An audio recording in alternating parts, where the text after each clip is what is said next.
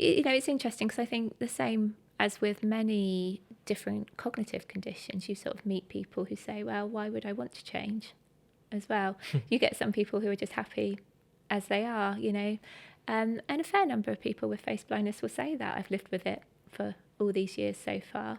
I don't want to change. It's part of me. And that's fair enough, yeah, I suppose. yeah, they like to contribute to the research, but it's not necessarily about finding, I hate the word cure, but, or finding the answer to it. But they do enjoy sort of contributing more to the research process in terms of understanding the condition.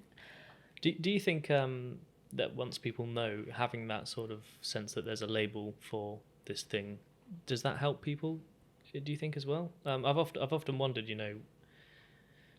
there's this sort of self-fulfilling prophecy thing, isn't there? I think that with children who are diagnosed with ADHD, for example, is that diagnosis actually going to help them in the long run, or are they just now saying, I'm ADHD, I can't do this because I've got ADHD or something? Do you know what I mean? Is it a positive thing in your opinion? Yeah, I think there's probably two parts to that. I think, first of all, many people we meet do report that initial sense of relief at having, if you want to use the word, a diagnosis, having a label put on it, that there's other people out there that are the same as them. It's not just them that are different.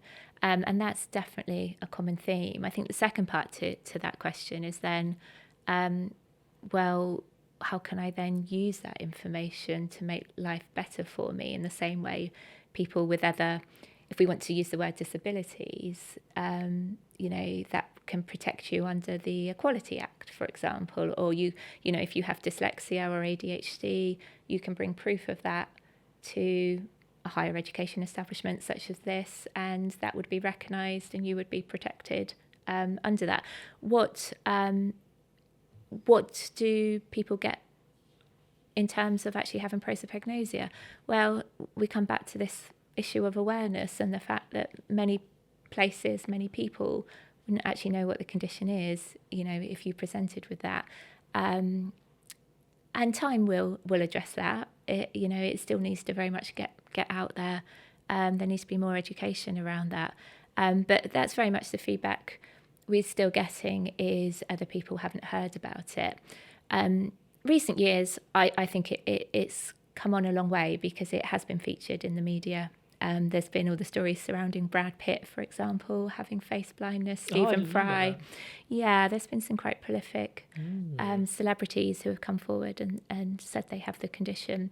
And it has been in the media a fair amount. I mean, we've certainly done our share of pushing that on over the last decade or so. But of course, there's much more to do.